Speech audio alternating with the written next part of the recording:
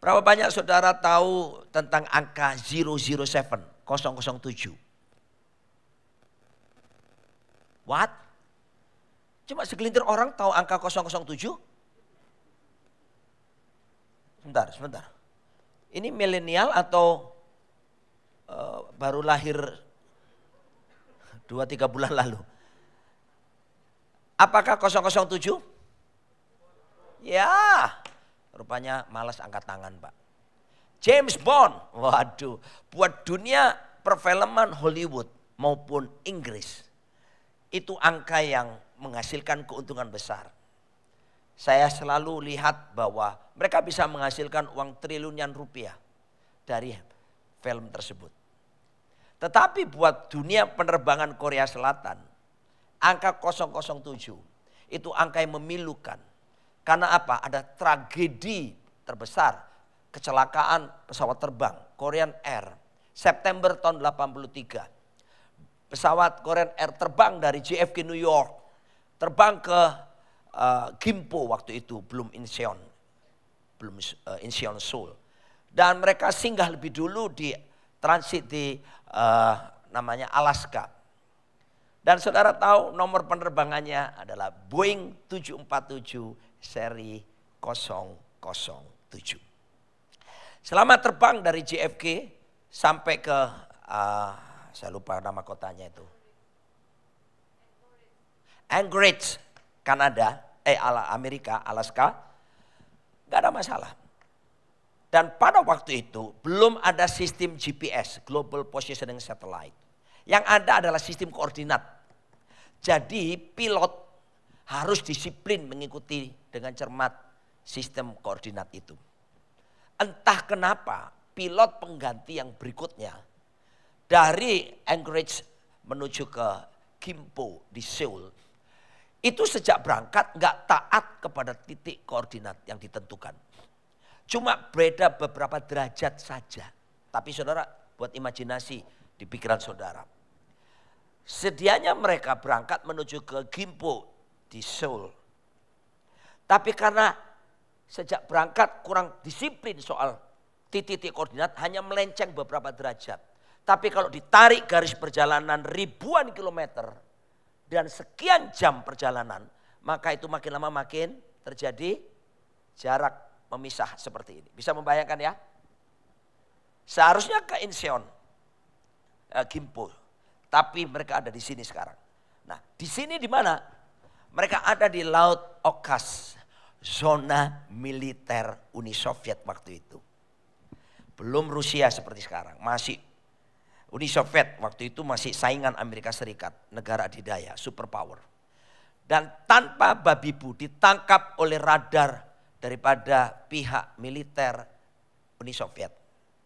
Sebuah pesawat mata-mata. Dikirimkanlah pesawat Sukhoi.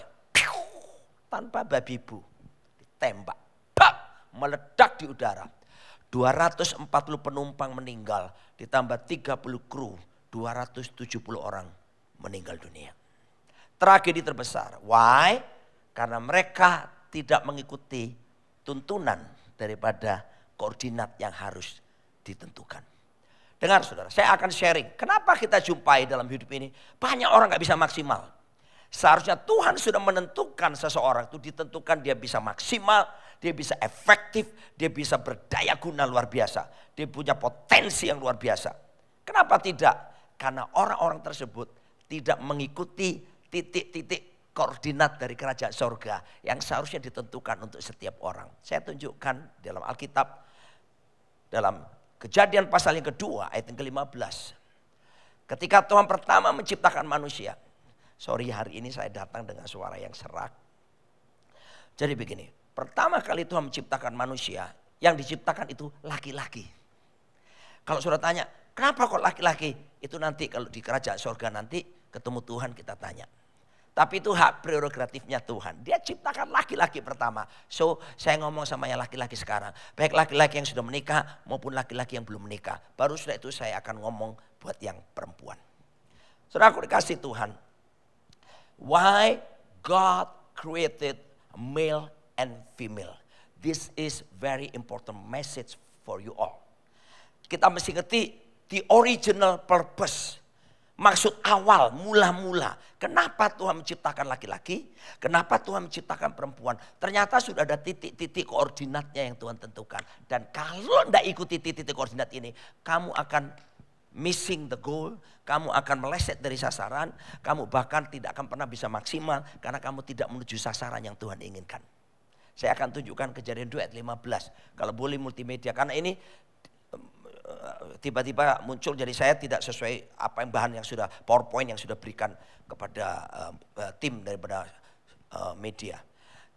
Kita baca sama-sama yuk orang muda ya. 1, 2, 3.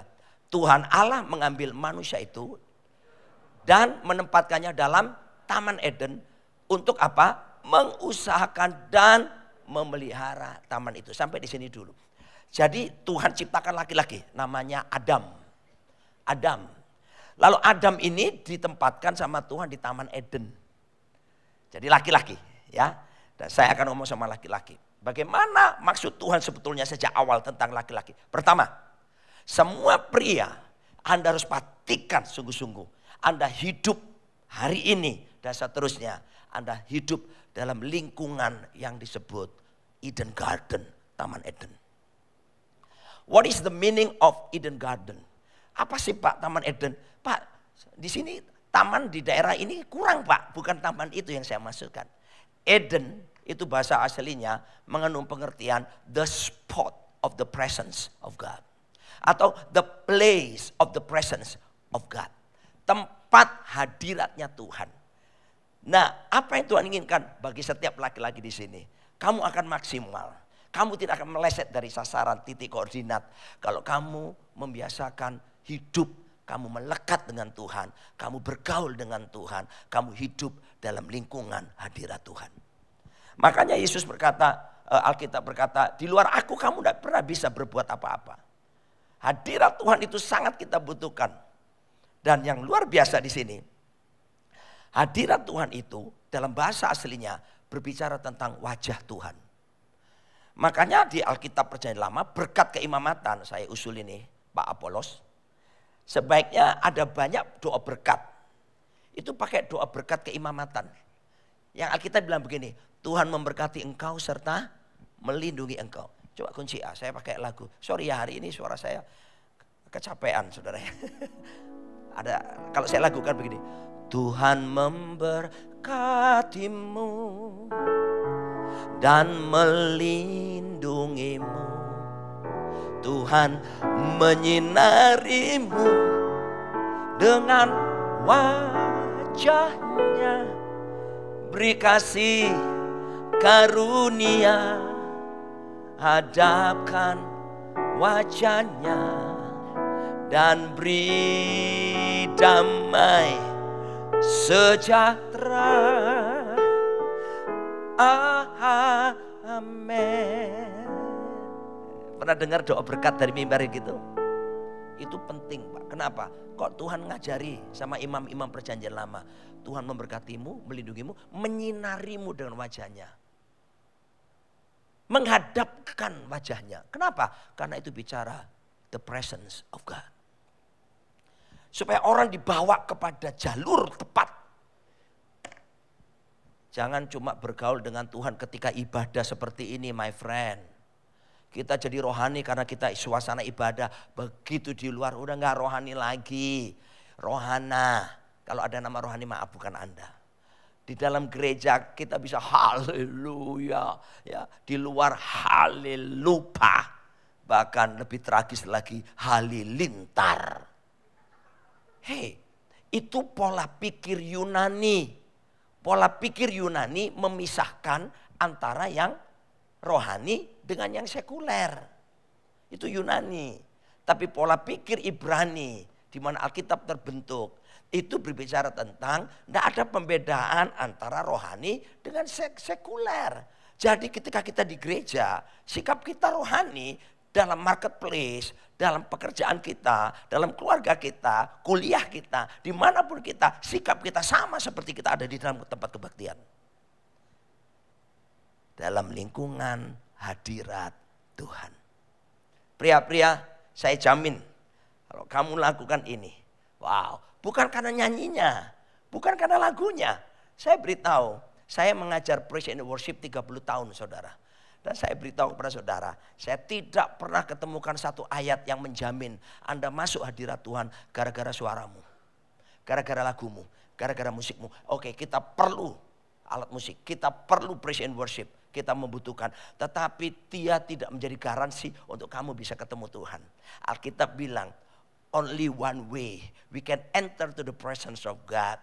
There is only one way, only in the blood of Christ Jesus. Karena Alkitab berkata, Ibrani 10 ayat 18,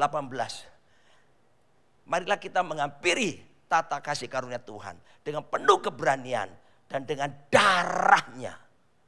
Kita bisa menghampiri tahta kasih karunia, bisa menghampiri Tuhan hanya karena darah Yesus. Saya tanya sama kalian, berapa banyak kita sudah percaya kita sudah ditebus oleh darah Yesus dari dosa-dosa kita? Siapa yang punya pengalaman, punya dosa terus minta ampun, terus yakin dosamu diampuni, kan yakin ditebus oleh darah Yesus? Tolong angkat tangan. Ya, yang belum ya jangan angkat tangan. Yang angkat tangan dulu, angkat tangan. Oke? Kamu punya password, kamu punya PIN untuk bisa mengalami Tuhan. Karena darah Yesus telah membasuh dosa-dosamu. Makanya kalau mau cari jodoh cewek-cewek bukan cuma sekedar orang yang seiman. Tunggu dulu, seiman yang bagaimana? Dia sudah punya pengalaman sama Tuhan enggak? Kalau cuma agama Kristen, nggak bisa saudaraku. Kamu mesti jeli cewek-cewek. Jangan karena ganteng, gagah, six pack. No, kamu mesti perhatikan. Dia diam, dia tinggal di hadirat Tuhan atau tidak. So that's why kamu mesti butuh waktu untuk mengenali pria itu. Itu yang pertama. Living in the presence of God. Yang kedua, buat yang pria sekarang ya. Nanti yang perempuan tahan nafas dulu. Dan menempatkannya taman untuk apa? Mengusahakan. Jadi suruh mengusahakan. Bahasa Inggris to tend. Artinya apa? Suruh bekerja. Para pria. Waktu Tuhan bilang kepada Adam ini suruh kerja. Hawa belum ada. Jadi dengar saudara. Sebetulnya pria itu kebanggaannya apa? Pekerjaannya. Bukan ceweknya.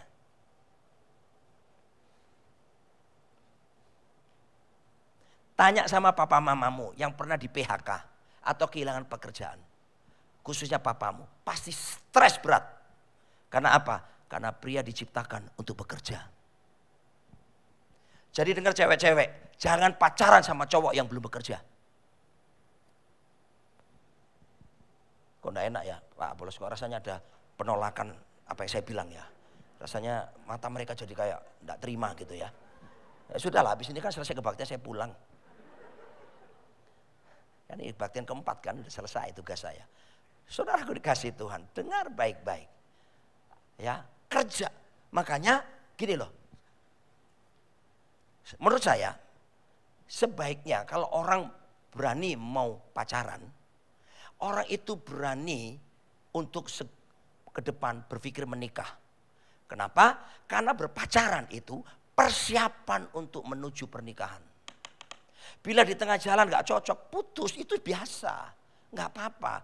Tapi saudaraku, berpacaranlah dengan orang yang memang berpikir untuk menikah. Gak enak Pak. Responnya beda dengan jemaat 1, 2, 3 tadi Pak. Ini back to the Bible. Kembali kepada titik-titik koordinat yang Tuhan mau.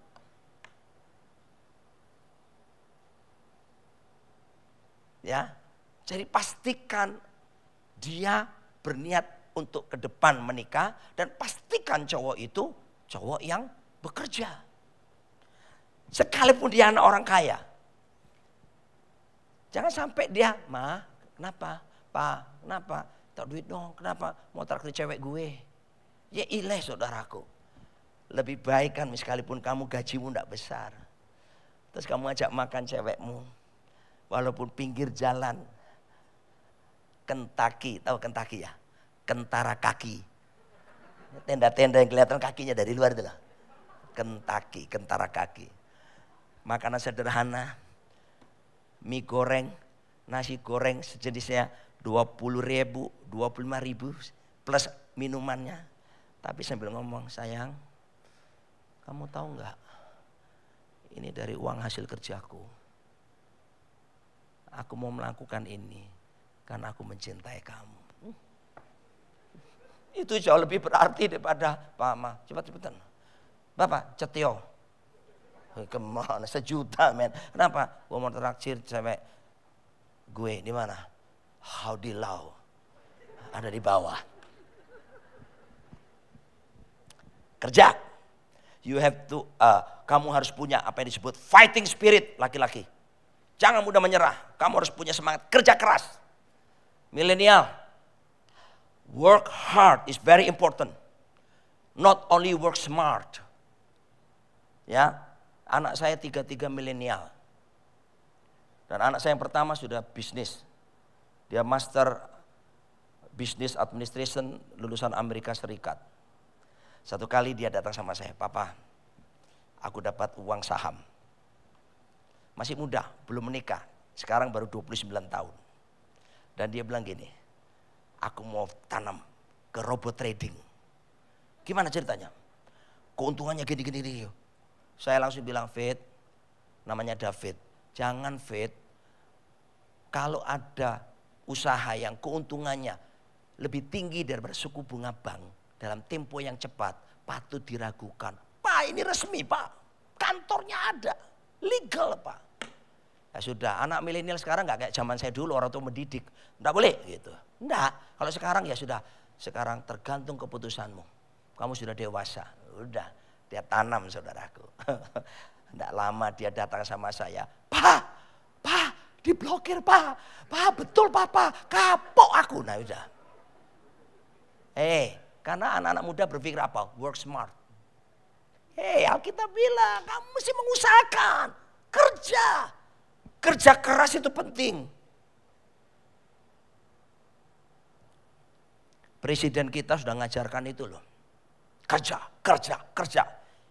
Makanya diberkati dia.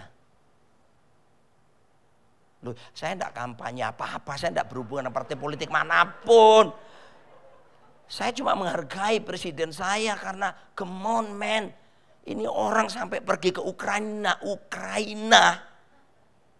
Come on. Itu bukan settingan.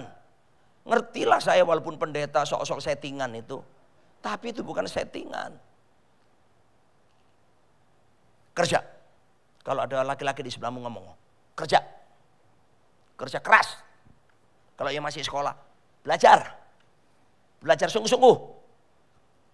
Yang ketiga, ada 14 poin, pria, wanita 77.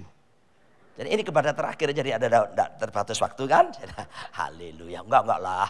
Ya, saya masih ada ibadah yang berikutnya nanti ya di tempat lain. Oke, berikutnya berkata begini. Jadi pertama, living in the presence of God. Yang kedua, kerja. Yang ketiga, saudaraku, Tuhan suruh apa? Memelihara taman. Nah, kata memelihara itu dalam bahasa Inggrisnya dipakai 2 kata. Ya, pertama memang to keep it, menjaga, memelihara. Ya, jadi begini. Tugas pria-pria. Tolong kalau ada suami-suami ini, tugasmu jagain istrimu baik-baik. Artinya begini.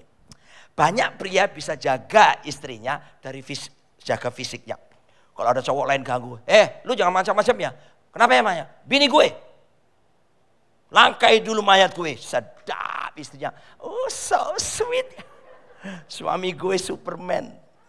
Tapi begitu sampai di rumah, dikasarin sama suaminya. Lu tahu lu digoda sama cowok tadi. Penampilan lu tahu nggak pantas lu jadi perempuan kayak gitu. Itu kayak perempuan di jalanan gitu, kasar. Hey suami, don't be rude to your wife. Banyak suami pinter jaga fisik istrinya, tapi tidak pinter jaga perasaan istrinya. Beberapa ibu-ibu berkata, amen. Jangan kasari istrimu Pak. Siapapun Anda, profesi Anda apa di kantor, pulang ke rumah, dia istrimu. Dia bukan bawahanmu, dia bukan pegawaimu, dia teman, pewaris, takhta kasih karunia. Itu yang firman Tuhan bilang. Hormati dia sebagai istrimu. Ada rasa yang tidak enak rasanya Pak, saya terima Pak. Ada penolakan gitu Pak. Amin. Suami, laki-laki, dengerin. Kalau kamu kasar sama perempuan, saya tuh paling gemes kalau ada keluarga berkelahi konseling sama saya. Saya suka marah sama laki-laki, apalagi suami sudah main tangan. Satu kali saya ketemu suami, mukuli istrinya berdarah-darah. Kepala istrinya dimasukkan di bak mandi. Istrinya datang ke rumah saya. Kami berdua kaget, berdarah. Saya bilang, foto. Lu kenapa Pak Roni? Visum, lapor polisi. Biar kapok suamimu, masuk penjara. Beraninya sama perempuan. Terkadang jemaat mesti dikerasi begitu. Dan kemudian dia bertobat. Kembali kepada istrinya. Oh saudaraku dikasih Tuhan. Seharusnya kan. Masa membiarkan isinya nyanyi lagu ini.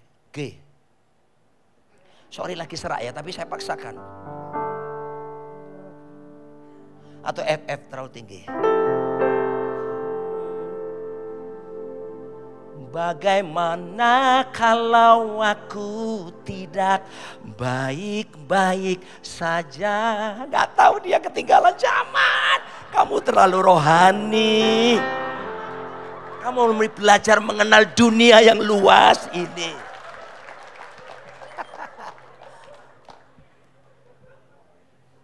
Seharusnya suami bersikap romantis kepada istrinya. Kunci G aja. Sambil bernyanyi lagu zaman saya. You don't know what it's like, baby.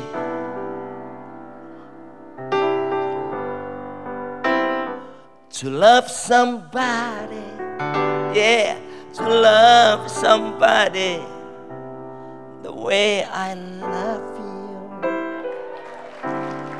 Istrimu akan menjawab, ini ada istriku di sini. So sweet. Yang keempat, jaga dia. Jaga hubunganmu dengan Tuhan. Jaga pekerjaanmu baik-baik. Tapi kata mengusahakan dalam terjemahan bahasa Inggris juga digunakan kata to cultivate. Menumbuh kembangkan. Jadi tugas pria itu menumbuh kembangkan pasangannya. Kalau ada cowok-cowok pacaran sama kamu sekarang, dengar cewek-cewek. Kamu buat ini, gak boleh. Kamu sekarang pacaran sama gua. Gue yang mesti atur lu. Gak boleh ini. Les ini, gak boleh. Ini les. Pecat dia. Belum apa-apa kok. Tugasnya dia mestinya belajar menumbuh kembangkan. Suami-suami, tumbuh kembangkan istrimu. Dia bukan cuma orang Jawa bilang, saya ada darah Jawa, ada darah Manado. Campuran saya. Jadi saya bisa ngomong Jawa, saya bisa ngomong Manado. Saudara tahu orang Jawa bilang perempuan wedok iku tugasnya mek telu M. Apa iku? Ada 3 M. Macak tuh solek. Masak biasa. Mana melahirkan. Kasihan sekali. Kalau gitu caranya ya ditambah 2 M lagi. Matek modar saudara kayak. Kok bisa gitu sih? Perempuan itu teman pewaris kasih karunia. Oh saudaraku dikasih tuh, hormati istrimu. Hormati pasanganmu. Jangan kasari dia. Haleluya. Saya lihat mata wanita-wanita itu gimana ngelihat saya gitu. Kayak teruskan Pak Pendeta. Istri saya ini Pak, saya nikahi dia. Saya ini tipe pria, menurut dia waktu zaman masih muda dulu. Sekarang sih masih muda. Hanya kalah di rambut gitu aja. Saya ini orangnya bahasa Surabaya pating pecitatan. Ya, jadi nggak bisa diem gitu. Dan dia suka pria yang begitu. Karena dia pendiam, tenang, keibuan. Nah saya suka wanita yang tenang, diam, keibuan. Saya nikahi dialah. 30 tahun yang lalu kami menikah. Lalu saya merintis gereja di Mataram, Pulau Lombok. Dan dia bilang sama saya, aku istrimu jangan pernah diajak ke depan ya. Biarkan aku di belakang. Aku ngurus anak-anak sekolah minggu. Karena dia apa? Pemalu. Ya, saya nggak ngerti waktu itu. Ya udah saya turuti dia. Sampai satu kali ada seorang hamba Tuhan, karunia Nabi datang dari Singapura, keturunan India. Dia bilang, kamu bukan cuma istri pendeta, kamu akan menjadi pengajar, kamu akan menjadi pengkhotbah, kamu akan melakukan banyak hal gini. Saya aminkan. Lalu apa yang terjadi? Tugasku menumbuh kembangkan pasanganku. Saya belikan buku-buku rohani. Saya bilang, baca ya sayang. Saya ajak dia seminar-seminar, saudaraku. Saya ajak dia ikut kursus-kursus. Saya ajak dia belajar bersama. Saya dorong dia ambil kuliah teologi, saudaraku. Dan apa yang terjadi? Hari ini dia sudah ngajar, dia khotbah. Bahkan dia khotbah diundang sampai ke luar negeri. Tugas suami menumbuh kembangkan pasangannya. Amin. Jangan takut dilangkai istri. Jangan takut. Ya. Istrimu akan memberikan respek karena memberi kesempatan kepada dia. Lakukan lagi. Yang terakhir sekarang. Yang kelima. Lalu Tuhan berfirman ayat ke-18 kepada pria Adam. Semua tanaman ini buahnya boleh kamu makan. Tapi cuma satu yang gak boleh kamu makan. Buah pengetahuan yang baik dan yang jahat. Lalu Tuhan bilang, tidak baik manusia itu seorang diri saja, aku akan menjadikan penolong baginya yang sepadan dengan dia. Jadi begini, Tuhan bilang gini, Tuhan berfirman kemudian kan, berfirman, yang boleh dimakan cuma buah, yang jangan dimakan buah pengetahuan baik dan jahat. Artinya apa? Yang kelima, perhatikan para pria ya, hiduplah dalam hadirat Tuhan, rajinlah bekerja keras, jaga hubunganmu dengan Tuhan, jaga dengan pasanganmu. Jangan cuma jaga badannya, perasaannya. Tumbuh kembangkan dia. Dan yang terakhir, karena firman Tuhan datang pertama kepada perempuan. Dengar, firman Tuhan kali pertama datang kepada perempuan, laki-laki dan bukan kepada perempuan. Artinya apa? Laki-laki, kamu harus bergaul dengan firman Tuhan. Pastikan kamu mengenal jalan-jalan Tuhan. Baca Alkitab anak-anak muda. Itu jalan menunjukkan kesuksesan. Bahkan Yosua 1 menjamin, kalau kamu memperkatakan, merenungkan siang dan malam, kamu akan dibuat triple portion blessing. Pertama, kamu akan bertindak hati-hati. Kamu tidak akan mudah terjebak dengan robot trading dan seterusnya. Dan nanti akan ada jenis-jenis yang lainnya. Yang kedua, kamu akan berhasil. Yang ketiga, beruntung. Porsinya berkatnya 3 porsi. Firman. Oke? Jadi cewek-cewek ngerti ya? Nanti kalau cari suami, temukan 5 hal ini pada laki-laki tersebut. Siap? Sekarang yang cewek. Ternyata nggak banyak cewek. Ya, yang berikutnya cewek pertama. Cewek wanita juga diciptakan lalu ditempatkan di mana? Taman Eden juga. Jadi perempuan itu juga sama. Bergaul dengan hadirat Tuhan. Jadi nggak usah dijelaskan lagi ya. Nggak usah dijelaskan. Yang kedua. Perempuan itu ternyata hanya perempuan yang punya kemampuan untuk bermultiplikasi. Karena hanya perempuan yang bisa melahirkan, bisa mengandung dan punya anak. Ada di sini pria-pria, kamu transgender pun kamu tidak bisa punya anak. Hanya wanita, artinya apa? Wanita hanya mereka punya ability to multiply. Kemampuan untuk bermultiplikasi, itu perempuan. Haleluya. By the grace of God, saya berterima kasih buat istriku. Kami kerjasama tentunya telah memberikan saya 3 orang anak. Dan yang mengandung dia dan yang melahirkan dia. Yang bermultiplikasi lewat dia. Jadi perempuan punya kemampuan itu. Dengar saudara, sekalipun ada kerjasama dengan yang laki-laki. Dengar saya. Ada ungkapan berkata begini. If you give to her 1 word, you will receive back from her 1 sentence. If you give to her 1 sentence, you will receive back from her 1 paragraph. If you give to her 1 paragraph, you will receive back from her 1 book. If you give to her 1 book, you will receive back from her 1 bookstore. Makanya jangan diomelin istrimu. Dia balik lagi lebih banyak sama engkau. But if you give to her a house, you will receive back from her a home. Kalau kamu belikan rumah buat dia, kamu akan terima atmosfer surga di rumahmu. Ya, ayo yang perempuan ibu bilang sama suamimu, beliin rumah, beliin rumah, beliin rumah, gitu ya. Oke. Makanya kalau orang habis pemberkatan nikah, saya tidak anjurkan tinggal dengan orang tua mereka lagi. Sekalipun belum punya rumah sendiri, kontrak sesederhana apapun sendiri, kamu harus ciptakan home sweet home, home blessed home di rumahmu sendiri. Yang berikutnya, terakhir, perempuan. Perempuan punya kemampuan, ini dia.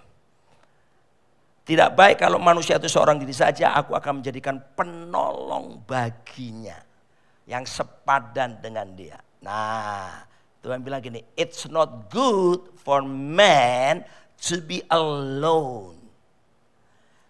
Jadi perempuan itu, ingat, Anda ditentukan koordinat dari awal jadi penolong. Penolong untuk apa? Ngangkat barang yang berat? Bukan. Penolong untuk menolong pasanganmu supaya pasanganmu mampu melakukan 5 poin tadi. Doronglah suamimu, doronglah pasanganmu untuk bisa melakukan bergaul dengan Tuhan. Tolonglah dia untuk bisa bekerja dengan semangat. Tolonglah dia untuk bisa menjagamu dan menjaga perasaanmu. Tolonglah dia untuk bisa menumbuh kembangkan engkau. Tolonglah dia untuk bisa dia bertekun dengan firman Tuhan. Sebab, dengar yang para pria yang belum menikah, kalau kamu tidak punya 5 kriteria tadi, maka firman Tuhan ini tidak akan bilang begitu. Tuhan akan bilang gini, it's not good for man to be alone. Karena Adam sekarang punya 5-5-nya ini. Maka Tuhan bilang gini, gak baik kamu sendirian. Kamu sudah punya 5-5 ini. Makanya saya kasih kamu pasangan hidup. Nah, tapi kalau kamu pria gak punya 5-5 ini, Tuhan akan bilang gini sama kamu, it is good for you to be alone. Adalah memang baik kalau kamu sendirian. Kenapa? Kalau kamu gak punya 5, kamu menyusahkan istrimu nanti. So, orang muda, ingat titik-titik koordinatmu, the original purpose. Sehingga kamu nanti menapaki hidupmu dan kamu bisa mengerti. Nanti satu waktu bagi kamu yang akan menikah, lihat kriteria tersebut. Ikuti, kamu akan berada dalam jalur yang tepat. Tapi yang bagi yang sudah menikah, bukannya terlambat. Lakukan saja 5 poin bagi yang suami dan 3 poin tadi buat yang istri. Saya percaya, sorga tidak jauh. Sorga dimulai dari kehidupan keluarga saudara. Selamat sore, Tuhan Yesus memberkati Anda semuanya.